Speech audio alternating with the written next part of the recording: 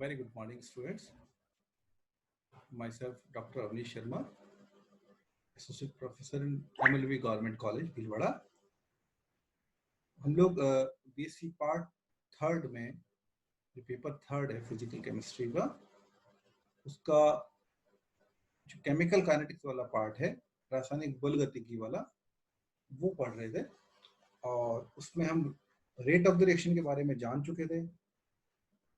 कौन कौन से फैक्टर्स हैं जो रेट ऑफ द रिएक्शन को प्रभावित करते हैं, उनके बारे में हम विस्तार से पढ़ चुके थे।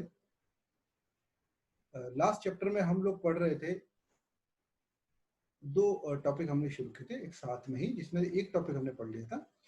वो थे एक तो ऑर्डर ऑफ द रिएक्शन और दूसरा मॉलिक्यूलरिटी ऑफ द रिएक्शन। तो ऑर्डर ऑफ द रिएक्शन क्या होता है, उसकी तीन डेफिनेशन हमने देखी थी। ऑर्डर को हिंदी में कहते हैं कोटि, तो अभिक्रिया की कोटि। तो अलग अलग तरह से इसको हम डिफाइन कर सकते हैं, जैसे कि किसी भी रासायनिक अभिक्रिया में जितने अभिकारकों की सांद्रता में परिवर्तन होता है, ठीक है, या किसी अभिक्रिया का जो वेग नियम है, उससे हम जब सूत्र लिखते हैं, वेग नियम लिखते हैं, तो उसमें जो कंसंट्रेशन की टर्म है, उस पर जो घात आती है, उनका जो योग होता है, दूसरी डेफिनेशन। और तीसरा कि जिन अभिकारकों की सांद्रता से किसी भी अभिक्रिया का वेग, जितने अभिकारकों की सांद्रता से किसी भी अभिक्रिया का वेग प्रभावित होता है, वो उसकी कोटि कहलाता है। तो कोटि एक एक्सपेरिमेंटल टर्म है, प्रायोगिक टर्म है। ये बार बार मैं एम्फेसिस कर रहा हूँ कि कोटि एक प्रायोगिक टर्म है, ये हमें निकालना पड़ता है प्रयोग से। ये थ्योरेटिकली मैं किसी रिएक्शन को देख के नहीं बता सकता कि इसकी कोटि क्या होगी। ये हम पढ़ चुके थे। और हम डिफरेंट टाइप ऑफ ऑर्डर पढ़ रहे थे, फर्स्ट ऑर्डर, सेकंड ऑर्डर कहते हैं। जीरो ऑर्डर रिएक्शंस हम पढ़ चुके थे, फर्स्ट ऑर्डर हम पढ़ चुके थे। अब उसके आगे पढ़ेंगे। मैं शेयर करता हूं आपके साथ जस्ट ए मिनट।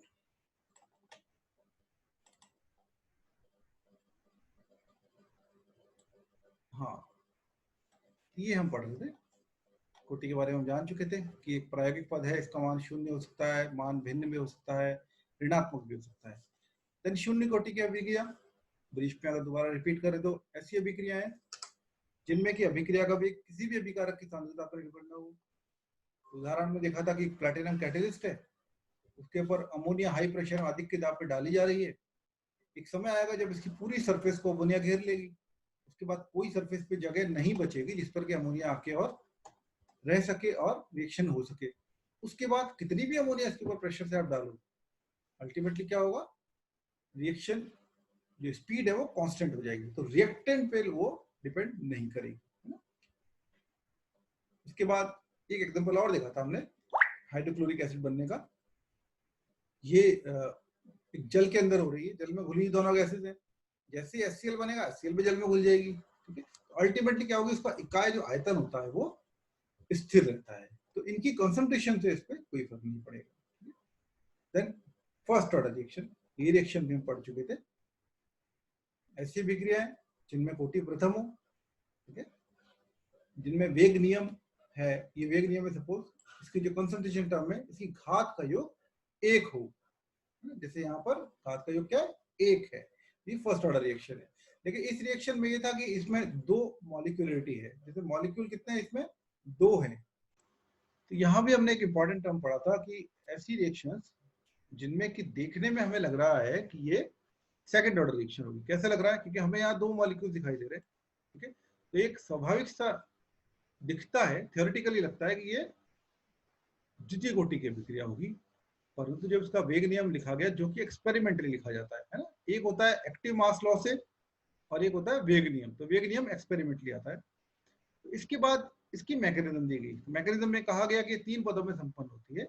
इसमें जो सबसे स्लोएस्ट स्टेप है, सबसे धीमा जो पद है, वो है नाइट्रोजन पेंटाऑक्साइड से N2O3 और O2 बनना, ठीक है। तो उस स्टेप में सिर्फ एक ही मॉलिक्यूल काम आ रहा है। तो जो वेग नियम होगा वो इस रिएक्शन के लिए लिखा जाएगा, क्योंकि ये बहुत ही इंपॉर्टेंट बात है काइनेटिक्स के संदर्भ में, बल रासायनिक बल गतिकी के संबंध है कि हमेशा सबसे धीमी गति वाली अभिक्रिया पद ही वेग निर्धारक पद होता है। ये बहुत इंपॉर्टेंट चीज है। जब हम कॉम्प्लेक्स रिएक्शन पढ़ेंगे तो उसके अंदर ये बहुत ही मतलब उसमें तो कई सारे कॉम्प्लेक्स रिएक्शन का मतलब ये है कि रिएक्शन जटिल, तो उसमें कई सारे पद होते हैं, है ना, कॉन्जिक्यूटिव होती है, वो हम बाद में पढ़ेंगे, रिवर्सिबल होती है, तो उसमें ये बहुत ही इंपॉर्टेंट फिनोमेना हो जाता है कि जो स्लोएस्ट स्टेप है वही रेट इंटरमीडिएट स्टेप है। यहाँ तक हम पढ़ चुके थे। इसके बाद में सेकेंड ऑर्डर रिएक्शन या द्वितीय कोटि की अभिक्रियाएं, तो जैसे कि ऊपर पढ़ते आए हैं, द्वितीय कोटि की अभिक्रिया क्या है, ऐसी अभिक्रिया है जिनमें की अभिक्रिया का वेग किन्हीं भी दो अभिकारकों की सांद्रता पर निर्भर हो, या जिसमें वेग नियम का जो सांद्रता का पद है उसकी घातों का योग 2 हो। ठीक है, तो सिंपलेस्ट एग्जांपल लिया है अपने, नाइट्रोजन डाइऑक्साइड से NO और O2 बन रहा है। ठीक है, यहाँ पर जो वेग नियम है उसमें NO2 का होल स्क्वायर, ये एक सेकेंड ऑर्डर रिएक्शन है। ठीक है, then third order reaction, third order reaction में सिंपल वही ऐसी अभिक्रियाएं जिनमें की 3 मॉलिक्यूल्स की सांद्रता पर निर्भर हो। ठीक है, ये आ गया NO2 O2, ये करती है थर्ड ऑर्डर रिएक्शन है। सामान्यतः zero order, first order, second order और थर्ड ऑर्डर, फोर्थ ऑर्डर की रिएक्शंस और एंड सो ऑन बहुत ही रेयर या नहीं के बराबर होती है। इसका कारण ये है कि अभिक्रिया क्या है, अभिक्रिया पुराने बॉन्ड का टूटना, नए बॉन्ड का बनना। ठीक है, और उसके लिए सबसे जरूरी चीज क्या है, संघट होना, कोलिजन होना। तो कोलिजन 1 2 मिल गए, यहाँ तक संभव है 3 मिल गए यहाँ तक, उसके बाद 4 मॉलिक्यूल एक साथ टकराएं, ऐसी संभावनाएं कम होती जाती है। तो थर्ड ऑर्डर तक रिएक्शंस होती है, फोर्थ ऑर्डर लगभग नहीं होती है। देन भिन्नात्मक कोटि है, फ्रैक्शनल ऑर्डर, इसका मतलब इसमें ऑर्डर जो होगा वो होल नहीं होता है, होल नंबर में नहीं आता है ना। जैसे एग्जांपल है सामने, CH3CHO से मीथेन और कार्बन डाइऑक्साइड बन रहा है, तो यहाँ पर 3/2 इसका ऑर्डर होता है। ठीक है, इसके बाद एक और जिसपे क्वेश्चन हमेशा जो बनता है वो एक्सेप्शन पे बनता है ना। एक्सेप्शन होगा, अपवाद होगा, यहाँ जहाँ कोई भी ऐसी चीज आएगी जो हमें याद करनी पड़े, है ना। तो एक कॉन्सेप्ट आता है छद्म कोटि का, स्यूडो ऑर्डर रिएक्शन या छद्म कोटि की अभिक्रियाएं। ठीक है, जैसे एक एग्जांपल है एसिटिक एनहाइड्राइड और इथेनॉल की अभिक्रिया। तो ये एसिटिक एनहाइड्राइड है और ये इथेनॉल है। ठीक है, तो इसमें क्या हो रहा है कि जो इथेनॉल है वो इतना एक्सेस में लेते हैं, ये इतना एक्सेस में है इथेनॉल कि जब रेट हम देखते हैं, रेट ऑफ द रिएक्शन हम स्टडी करते हैं, तो इथेनॉल की कंसंट्रेशन चेंज करने से इस रिएक्शन की रेट पर कोई भी प्रभाव नहीं पड़ता है। ठीक है, बहुत ही समझने की बात है कि जब इसमें 2 मॉलिक्यूल हैं, ठीक है, इथेनॉल के, और ये है एसिटिक एनहाइड्राइड, तो जब इथेनॉल की हम बात कर रहे हैं इथेनॉल के संदर्भ में, तो अगर हम इथेनॉल की कंसंट्रेशन इतनी चेंज करते हैं तो उससे रेट ऑफ द रिएक्शन पे कोई भी प्रभाव नहीं पड़ता है। इथेनॉल के संदर्भ में ये शून्य ऑर्डर, जीरो ऑर्डर रिएक्शन है। जबकि एसिटिक एनहाइड्राइड के संदर्भ में ये फर्स्ट ऑर्डर की रिएक्शन है। तो लिखती तो ये हमें 2 मॉलिक्यूल ये और एक थर्ड ऑर्डर रिएक्शन है, लेकिन होती क्या है, ये प्रथम कोटि की अभिक्रिया है। तो इसको हम कहते हैं आभासी प्रथम कोटि अभिक्रिया। ठीक है, इसका एक और एग्जांपल है जो तुमने 12th में भी पढ़ा होगा, उसमें इथेनॉल का हाइड्रोलिसिस हो रहा है। ठीक है, तो इसमें क्या है, एस्टर हाइड्रोलिसिस हो रहा है और एसिड और अल्कोहल बना रहा है। तो एस्टर के साथ जो जल हमने लिया है, ये जल बहुत ही आधिक्य में होता है, इसकी कंसंट्रेशन पहले इतनी ज्यादा है कि इसकी कंसंट्रेशन में जरा सा चेंज अगर करो तो उससे इस रिएक्शन की स्पीड में कोई भी फर्क नहीं पड़ता है। तो इसलिए ये भी क्या है, एक pseudo order reaction, first order reaction pseudo order reaction कहलाती है ना। ठीक है, तो ये एग्जांपल्स हैं स्यूडो ऑर्डर रिएक्शंस के। ठीक है, तो ये एस्टर है, यहाँ 2 लगा हुआ था, हटा दिया हमने, गलत लगा हुआ था। तो एस्टर हाइड्रोलिसिस हो रहा है, ठीक है, और एसिड और अल्कोहल बन रहा है, तो H2 बहुत आधिक्य में लिया है, तो कंसंट्रेशन चेंज से रेट ऑफ द रिएक्शन में कोई भी फर्क नहीं पड़ेगा। तो ये जल के संदर्भ में ये जीरो ऑर्डर रिएक्शन है, जबकि एस्टर के संदर्भ में ये फर्स्ट ऑर्डर रिएक्शन। तो ओवरऑल ये रिएक्शन क्या है, फर्स्ट ऑर्डर रिएक्शन, जबकि लगती है सेकंड ऑर्डर रिएक्शन। तो ऐसी रिएक्शंस जो लगती तो कुछ और है, होती कुछ और है, उनको हम छद्म कोटि की अभिक्रिया कहते हैं या आभासी कोटि की अभिक्रिया कहते हैं। अब जो टर्म हमने शुरू में एक साथ जोड़ी थी कोटि के, वो थी अणुसंख्यता और मॉलिक्यूलरिटी। ये बहुत जैसा नाम दिख रहा है इतना ही सिंपल का डेफिनेशन है। इसका डेफिनेशन क्या है? बहुत ही सिंपल डेफिनेशन है कि अभिक्रिया, एक मिनट, ओके, तो अभिक्रिया में भाग लेने वाले अणुओं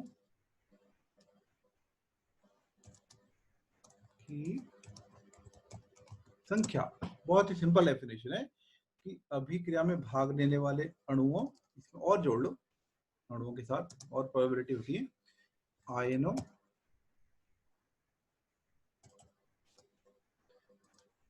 या परमाणुओं की संख्या, ठीक है, जिससे उस अभिक्रिया की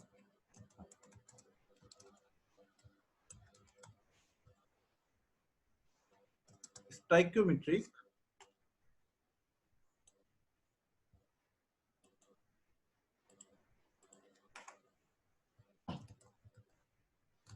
समीकरण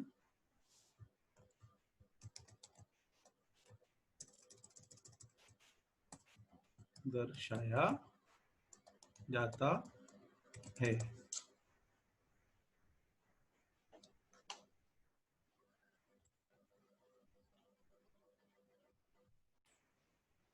तो अभिक्रिया में भाग लेने वाले अणुओं, आयनों या परमाणुओं की संख्या जिससे उस अभिक्रिया की स्टोइकियोमेट्रिक समीकरण को दर्शाया जाता है, वह उसकी अणुसंख्यता कहलाती है। जैसे एक हाइपोथेटिकल रिएक्शन लिखे, A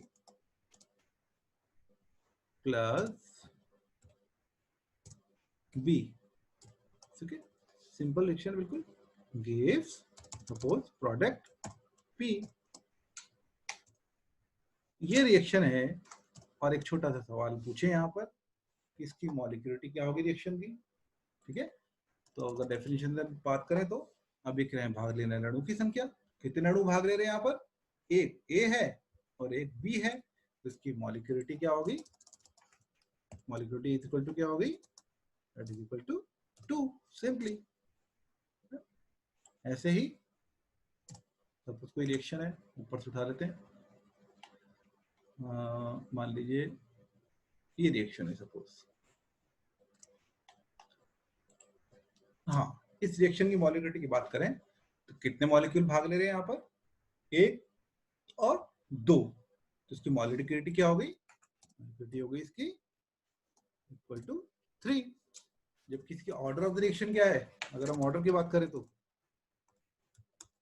ऑर्डर क्या है इसका? कोटि जो है वो क्या है? कोटि है इसकी, क्योंकि ये क्या है, अल्कोहल कंसंट्रेशन स्थिर रहती है, डिपेंड करती है किस पे? सिर्फ एसिटिक एनहाइड्राइड पे। कोटि इसकी एक प्रैक्टिकल टर्म है और वो क्या है? First order reaction. कोटि हो गई इसकी फर्स्ट। तो मॉलिक्यूलरिटी और ऑर्डर सेम हो भी सकते हैं और नहीं भी हो सकते हैं, दोनों ही बातें हैं, है ना, ठीक है, क्योंकि एक थ्योरेटिकल टर्म है और एक एक्सपेरिमेंटल टर्म है, ठीक है, ठीक है। ये रिएक्शन है, तो उस पर सवाल पूछते हैं।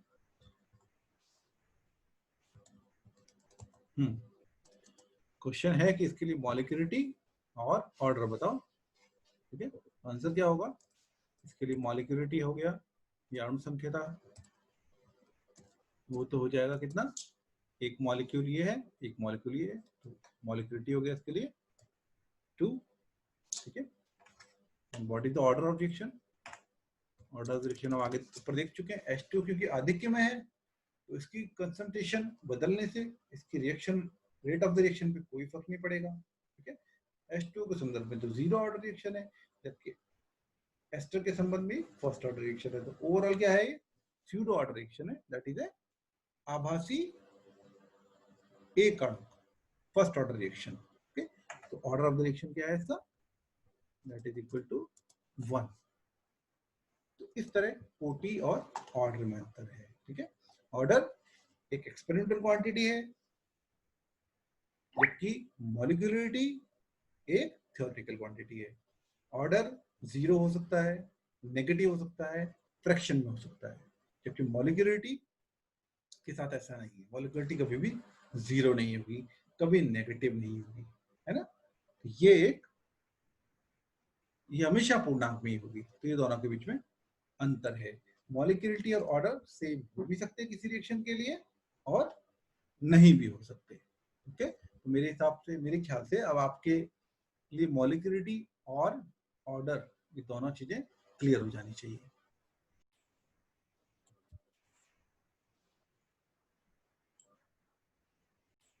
Okay, thank you students. तो नेक्स्ट क्लास में हम लोग पढ़ेंगे तो यूनिट्स के बारे में। जो रेट कांस्टेंट है उसकी यूनिट क्या होती है डिफरेंट ऑर्डर्स के लिए, और जो अभिक्रिया वेग के लिए डिफरेंट रिएक्शंस हैं, डिफरेंशियल इक्वेशंस हैं, इंटीग्रेशन इक्वेशंस, तो वो अगली क्लास में हम पढ़ना शुरू करेंगे। Thank you, thanks for your time.